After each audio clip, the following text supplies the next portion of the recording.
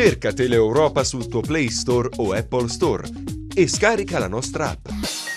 Disponibile per tutti gli utenti Android e Apple. Ti aspettiamo! Siamo adesso allo sport, parliamo di calcio, continua l'ascesa del Rende, il pari a Bisceglie premia i biancorossi, la Regina ritrova Bianchimano e il successo, il Catanzaro invece di Dionigio perde all'esordio, il Cosenza riposa e inizia una settimana decisiva per il rilancio. Per settimane a Genoa Maurizi ha atteso il rientro di Bianchimano e guarda caso è stato proprio l'attaccante Scuola Milan a spianare la strada verso il successo con l'Andria.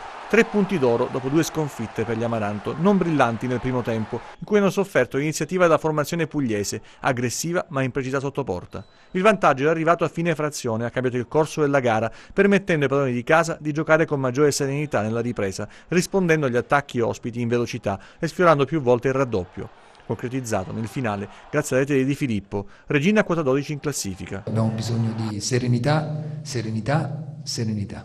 Il nervosismo è data comunque quando uno sbaglia 1 o 2 passaggi, 2 passaggi semplici, rinvii semplici, in tempi di pressione, marcature, si innervosisce.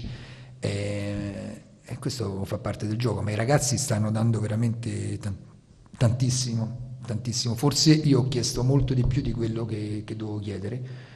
Però va bene così. Un punto sotto c'è il Rende che dopo il successo contro il Catanzaro conquista un pari pesante sul campo dell'altra matricola, il Bisceglie. Gara equilibrata caratterizzata dal maggiore possesso palla dei padroni di casa e dalle pericolose ripartenze dei biancorossi, spesso pungenti con Vivacqua, Franco e sul finire del primo tempo con Blase, a pochi passi dalla porta di Crispino.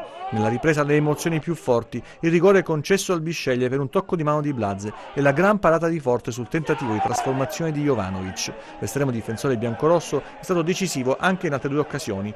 Poi la partita è tornata sui binari precedenti con il Rende capace di sfiorare ancora il vantaggio e con il risultato in bilico fino all'ultimo secondo. Da Erra a Dionigi il risultato non cambia, il Catanzaro perde in casa con il Matera al termine di una prestazione poco convincente. Il nuovo tecnico, con pochi giorni a disposizione per infondere ai giallorossi il suo credo, non è riuscito a evitare la sconfitta contro una formazione non trascendentale ma ben organizzata e con il morale alle stelle per la serie positiva inanellata nelle ultime settimane. Padroni di casa poco reattivi in occasione del gol del vantaggio Lucano, firmato dal solito Casoli.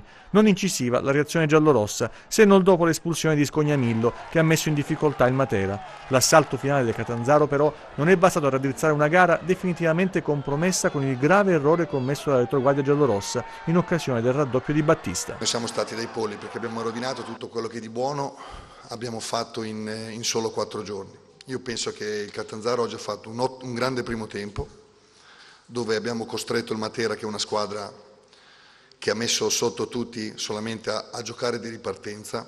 Io cerco di fare sempre un'analisi di quello che è stata la partita al di là del risultato. Gli andavamo a aggredire alti, non riuscivano mai a uscire, e vedere il Matera anche snaturarsi passando a un 4-4-2, che non è, diciamo, evidentemente qualcosa di buono avevamo fatto. Cerca Teleeuropa sul tuo Play Store o Apple Store e scarica la nostra app. Disponibile per tutti gli utenti Android e Apple. Ti aspettiamo!